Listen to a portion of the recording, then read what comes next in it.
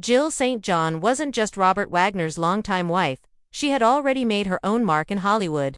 St. John is best known for playing Tiffany Case in the James Bond franchise, becoming the first American Bond girl. But her connection to Wagner goes back even further.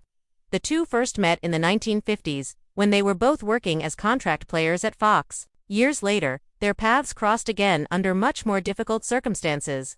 After Natalie Wood's death in 1981, St. John sent Wagner flowers and a sympathy note. She had known Wood since childhood, so the gesture was especially personal. Then, 2 months later, Wagner and St. John met again at a dinner party. They reconnected, began dating, and eventually married in 1990. Fast forward to August 2026, and Wagner is celebrating St. John's 86th birthday with a throwback photo and a heartfelt message.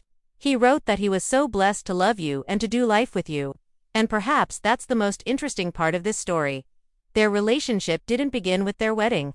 It didn't even begin when they started dating in 1981. It traces all the way back to their first meeting in the 1950s. Hollywood careers changed. Decades passed, and yet their paths eventually crossed again. Of course, we can only know what they've chosen to share publicly about their relationship. But one thing is clear from Wagner's birthday message. After more than 3 decades of marriage, he still wanted to publicly celebrate Jill St. John.